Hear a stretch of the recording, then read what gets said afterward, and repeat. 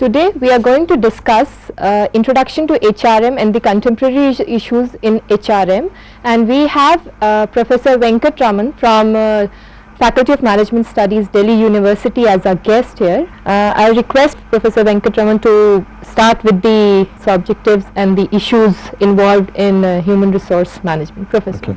Let me try giving you a broad idea what I plan to take in this particular session. At the outset, let's try looking at what exactly the HR department or personnel department, which is popularly called as, what do they do? And then we will look at trace their evolution, whether the functions had evolved over the years or had it come overnight. So we will look at the evolution of human resource management. The first objectives are some of the primary objectives of human resource department. If you look at the monitor, you will find that there's a human resource manager is supposed to provide sufficient number of employees or staff. We call that as staffing objective. His activity or his responsibility is to find a sufficient number of staff to be available at the right time or right place, or what you popularly call it as a right time, right place, right job, etc. The second most important objective of HR department is to enhance their performance, that not only that sufficient staff are available, but they are also doing right type of job and they are doing well. The third, the most important objective is related to keeping the employees' performance high. To do that, you need to also provide adequate skills and competence to employees. We call that as developmental objectives. And the final objective, it's not necessarily the only the final objective, but one of the most important objective becomes maintenance. That is, you do not want your employees to leave your organization midway. You would like to have them as long as possible and as productive as possible. So these are some of the key concerns of any HR department. Now let's look at some of the process related objectives of HR department. You not only have adequate number of staff, but also they should be motivated enough to be working for you. Motivation is not something that the organization can be easily able to bring out from individuals. You will have to symbolically send messages through your human resource policy as well as your own set of activities in terms of how an employee working in this company will be highly rewarding to him, as well as there will be certain opportunity for him to excel. So we call that as motivational objective. The second most important objective again becomes every organization is not static. There is a popular saying that change is the only constant thing. Therefore, once in a while you will have organizations which would have both technology related changes as well as process related changes as well as system related changes. When changes take place in the organization, invariably people would be reluctant to accept the changes for a simple reason: they have become very convenient with the way that they have been functioning in the past. So how do you introduce the change and how do you manage the change process is another major challenge for an HR department. The next important issue that the HR department is concerned is how do you integrate the employees' aptitude towards or commitment or loyalty towards the organization. This we call it as developing a sense of belongingness. we probably will call it also as a culture building. Now, the culture for excellence, culture for performance, culture for commitment, culture for quality, these are some of the popularly termed popular terms that are used for the kind of organization culture that that evolves in an organization.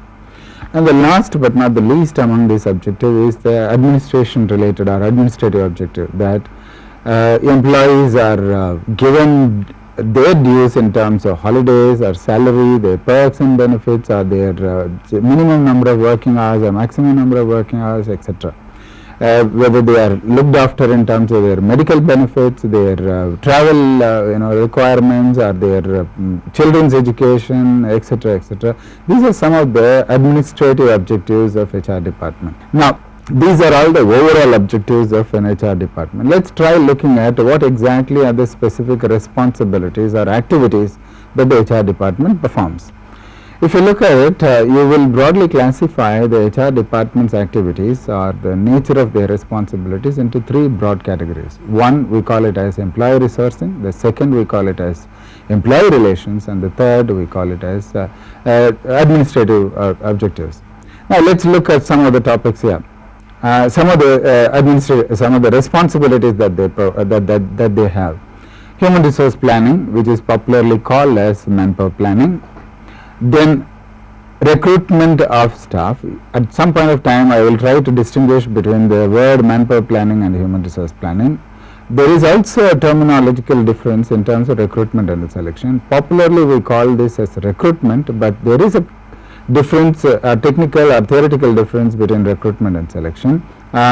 The word recruitment means that you are able to get a sufficiently large number of candidates interested in the kind of a vacancy that the company has, or the number of vacancies the company has. Whereas selection is after the sufficient number of applicants are available, you start shortlisting them, screening them, try finding out who would be the right person to work for you. That process would be selection. The next major responsibility of HR department is to design as well as implement a compensation package which would be both flexible, related to performance, highly competitive according to the market, and also are motivating enough for your own employees. The next activity that the personnel department is supposed to carry on is job evaluation. The meaning of job evaluation is how do you provide sufficient incentive, how do you calculate sufficient incentive for the kind of activities that employees perform. The job evaluation is one of the periodical activity that, not necessarily day-to-day activity, but a periodical activity that HR department conducts. Then comes designing the service conditions, or what we call it as working conditions, in terms of number of hours, in terms of the number of holidays the person can take, the incentives that are possible, the kind of benefits that can be accrued to an employee or his family. These are all some of the service conditions. Number of years before he can get promoted, what is the seniority, who is more senior, what is the merit, how do you evaluate a person on their performance. These are some of the responsibilities again of employee resourcing. And the most important activity that HR department in nowadays engaged in is the human resource information system, which I have noted down as human resource HRIS. Now, there are a number of software available which are readily available, supplied by the vendors like PeopleSoft or other kind of software available, which would help the HR department to improve its own functioning or improve the tracking of employees in terms of their performance, their ideal placement, their job posting, their transfers, etc. Now, such software would probably be in some companies would be at only a database level. In some other organizations, such software may be used for taking decisions. The next set of activities that the HR department is involved in, this we call it as employee relations. The first task is what popularly termed as industrial relations. What exactly would mean by the industrial relations? Every employee, especially the non-managerial staff, would like to organize themselves as collectively as possible in the form of unions or in the form of trade unions, which is popularly called, and they would like to impress upon the management that some of the working conditions may not be conducive for them, or some of the service aspects of their work may be detrimental to their own welfare. Therefore, they would like to impress upon the management to show certain consideration to change that. If an individual makes such kind of a plea, it would then be considered as a grievance, and if the entire employee representatives take it to the management and would like to discuss about that, we call that as industrial relations. The word industrial relation is how peaceful are your employees while they are performing their task in your organization. A disrupted industrial relations means that the employees are highly agitated, either in the form of strike or high degree of grievances, or some kind of a misconduct or indiscipline that takes place in the organization. So, facilitating smooth industrial relations or human relations is one of the major activity or task of an HR department. We were talking about employee relations related activities that HR department is involved in. The industrial relation has a number of constituent activities, such as negotiating with the unions, collective bargaining. The word collective bargaining is that employees together are making their representatives to talk on their behalf about what kind of perks, benefits, or working conditions or service conditions that would be given to them. So, the union, the HR department is also involved in coordination between the management and the employees. This is one of the trickiest activity that management HR department performs. Very often HR department is seen as in a suspect manner, because management always thinks that HR department keeps talking about only employee related language, whereas employees believe that the HR department keeps talking only the management language. So, whom do they belong to? So, management has certain suspicion about HR department, whereas also employees also have certain suspicion about the HR department. Sometimes in smaller towns or smaller cities, this becomes a little more explosive, and you find that personal people are the ones who get violently acted against. So, sometimes HR department's responsibilities are much more sensitive compared to any other functional person. Let's look at some more activities that HR department does. They are trying to also facilitate employee participation in management decisions. HR department is also supposed to enforce discipline. In case of indiscipline, there will be certain actions, and those will start from suspension, show cause notice, and to the extent that it can also lead to termination. The HR department also is supposed to facilitate fair hearing of any kind of grievances. HR department responsibility is also to look after the healthy working conditions in the workplace, safety, the welfare amenities, welfare facilities, and the HR department's responsibility is also to see that there is a legal compliance towards whatever is the government legislation. So, labor laws have to be adhered by the organization, and the responsibility of HR department is to oversee that the company does not violate any of the labor law related procedures. Now, if we look at the third major set of activities that HR department is involved in, you will find that it is all about employee motivation, employee development, etc. Starting from once you have hired a person, you should also facilitate a smooth entry into the organization, and we call that as induction. After an employee is have worked for certain period, then you are supposed to also evaluate whether the person is doing the job in the manner in which you have anticipated him to do the job. That we call it as performance appraisal. In recent times, we consider this as a performance management system, because there is a holistic perspective. If a person is found wanting on certain skills, then you probably can intervene with the training. So, a training activity is also the responsibility of HR department.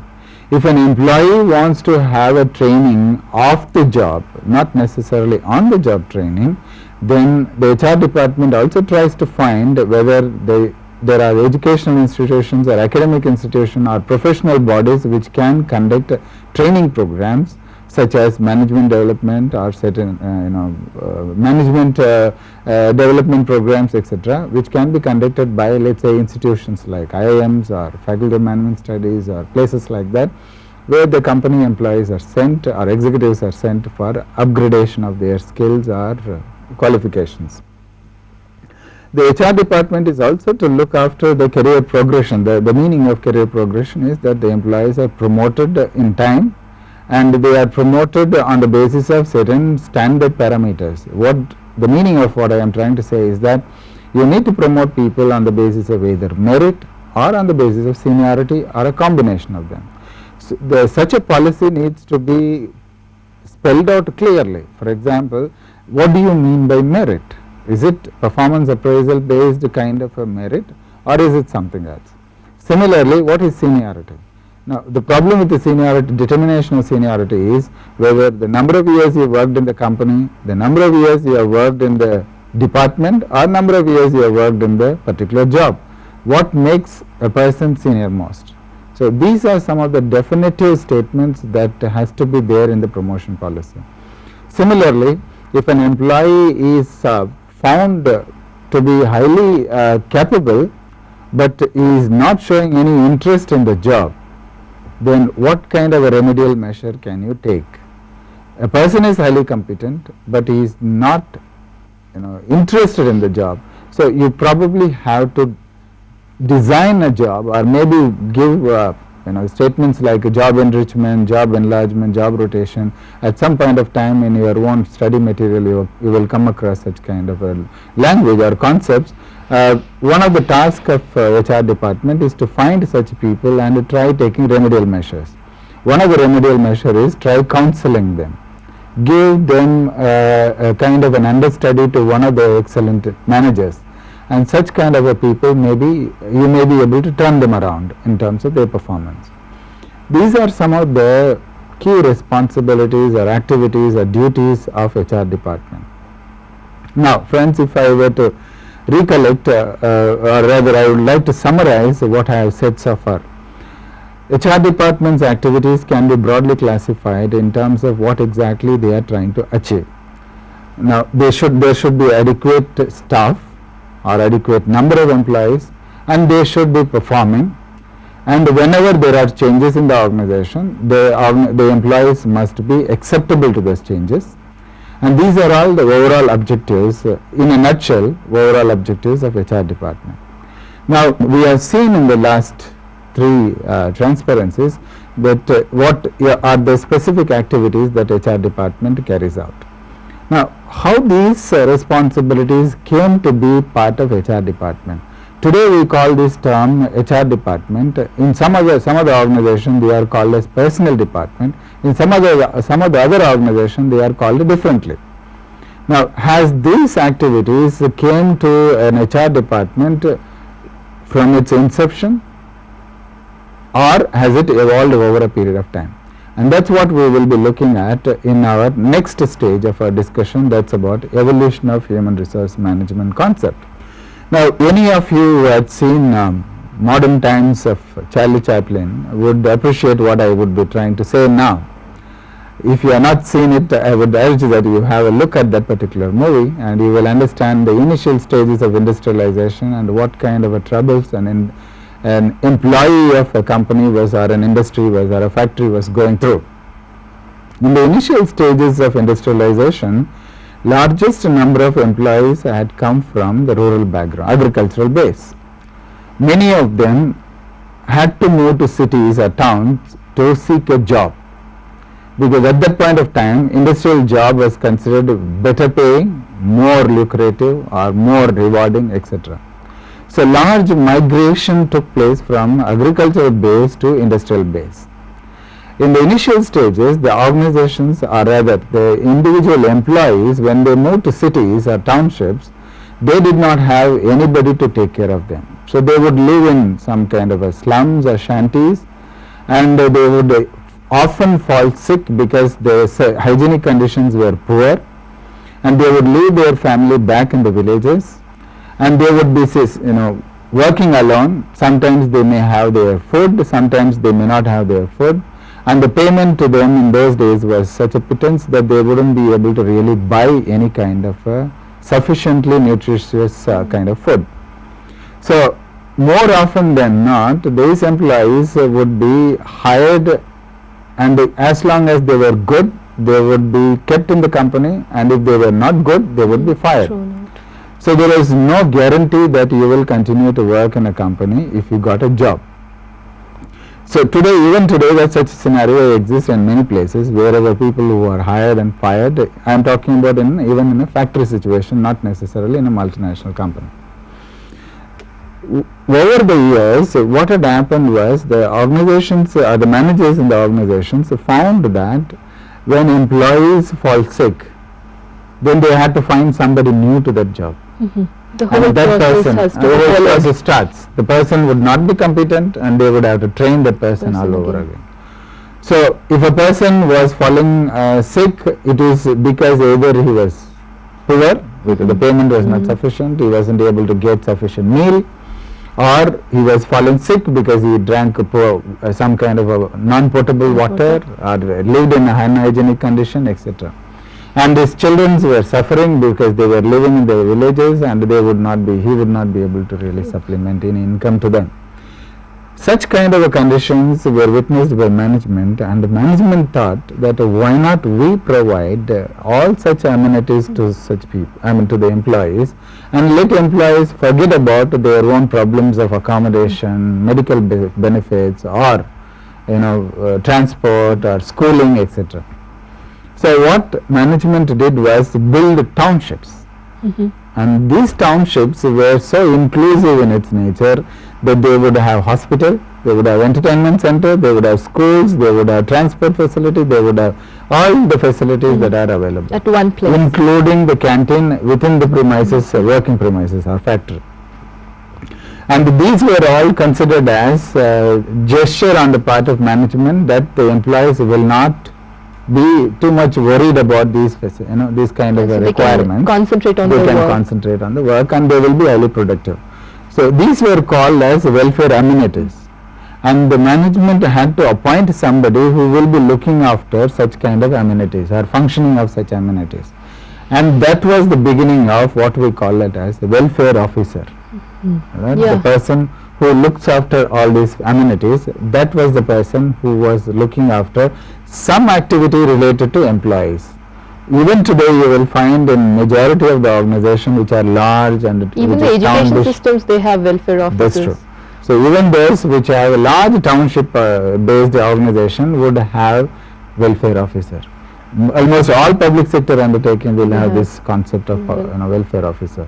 You go to any of the the townships like Modi's or Grasim or maybe Tata or any of these townships, even you will Reliance has find come up with that's true. township. You will find a welfare officer, and their responsibility was to see that the utilities or amenities were made available or well managed to cater to the needs of employees.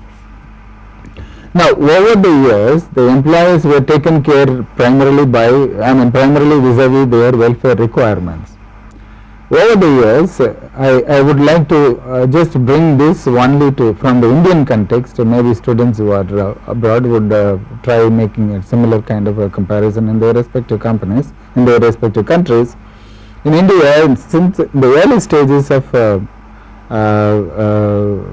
freedom movement, somewhere around 1919, 1915, etc., the freedom, the political leaders who were involved in the freedom movement, they were not able to really make any dent into the British government, that their demands were genuine, their needs were genuine, etc. So over the years, the leaders realized that one of the best way to really cripple the British machinery or the functioning or the economic mighty would be to involve the employees of factories in their own freedom movement. And therefore, they consciously wooed the employees from various companies or factories to join their freedom movement.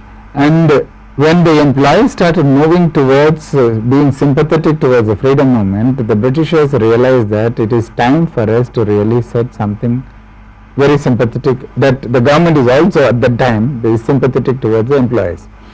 You will find a large number of legislation took place at that point of time. Majority of pre-independence legislation took place when employees were trying to move into the freedom movement. That's how you see the linkage between the political parties and the trade union, because that's the beginning of that was at that point of time. The beginning of Indian National Trade Union Congress, INTUC, which was in 1920, when it was when it had begun to function, and that was a time also that you had a large number of legislation. Since 1915 till about 1947, you had a number of legislations from the government to primarily tell the employees that, listen, do not join the freedom movement. Here is a government which will look after your interest, like Factories Act or Industrial Disputes Act or Contract Labour Act, etc. You have series of legislation. Now, how does the government ensure that the legislation which was promulgated is actually implemented by the company, and there is no problem vis-a-vis the implementation or the guarantees that was promised in the labor law? So the government had to appoint somebody who will oversee that how the factories or how the companies are following such rules, and therefore they appointed a person called the labor officer. So you have a complete machinery even today, like an inspector, then assistant commissioner labor, labor commissioner, regional labor commissioners, etc. That machinery still continues to function. The responsibility of this machinery is to oversee that every organization is following or complying to the labor law of the land, and that's the beginning of labor officer. And the labor officer's job was to see that the legal provisions of the government or legal provisions made in the labor laws were followed by the company. Then came a seminal work by Peter Drucker in 1950, which converted or which brought out the term called management, and which became very popular in terms of, in those days they were called as personal administrators or personal officers, etc. The word management came into being post 1950s when Peter Drucker worked on, he brought out that book on management, which made this entire notion of management very clear and understandable. Now, if I were to go by the tracking of what exactly, if you look at the evolution also, you will see that in the beginning you will find the welfare concept. What was the responsibility of these people? They were to look after the canteen, medical and other facilities. If you look at the 1930s, late 30s and early 30s, you will find that apart from the welfare activity, they were also looking after the welfare officers were also given the responsibility of attendance, recruitment, basic training, and then emerged the notion of personal administration. So this resulted in the formal, you can say, evolution of personnel management. The word personnel originated at that point of the early 30s, when they thought that welfare is not the only function of these functionaries who were to look after. So they had to coin a term which was more appropriate to signify that these are the officers who will look after the welfare of the employees. The responsibilities of the personnel officer. That's true. So the term personnel came from the notion of employees. Right? So the personal administration, what kind of activities? They would look after the attendance, they would look after their record keeping in terms of their what kind of work that they were doing. They would also take care of their payroll and sanction leaves, etc. These were initially the fundamental functions of a personnel department. And apart from basic training, etc. And over the years, these functions got enlarged, and that's how we would be trying to look at how these functions got enlarged. In the early stages of personnel management, you will find that the personnel functions such as recruitment, record keeping, craft and supervisory training were also added up to the welfare department, apart from the welfare officers with legal qualification became labor officers. So you have a combination of three functions I would like you to really understand. Here are the welfare amenities. There is another set of activity which was to comply with the legal provisions of the government, and the third set of activities were related to the administrative functioning of taking care of employees. What were the administrative functions of taking care of employees? They would be attending the office or attending the factory in right time, that is timekeeping. Their records will be maintained in terms of whatever are their eligibilities. Their promotion policy was determined. Their training was also determined in terms of whether there would be induction training or post-induction training or continuous training, performance deficiency training, etc. These were some of the activities that got added up. Post 50s, in the early 60s and 70s, there were more sophisticated personal functions or personal activities that were added up, like selection. It was more scientific selection, salary administration. Then there was an introduction of appraisal methods. We had training and development. In terms of the terminology training and development came into being very popular. The word manpower planning. The industrial relations became a terminology again. Formal productivity bargaining, which meant to be later on called as collective bargaining. If you look at the 80s, that was the beginning of human resource management. The term human resource management was that you do not treat employees only as output agents. You treat them as agents of business, your organizational objectives, the agents who will realize the organizational objective. That's how you are trying to now the terminology is that you have used personnel, now you are moving into human resources. So the term is having its own philosophical as well as a very meaningful interpretation to that. Yeah, thank you, Professor Venkatraman. This was a very interesting introduction to HR, how the evolution of HRM took place and how it evolved in the recent times. Thank you very much.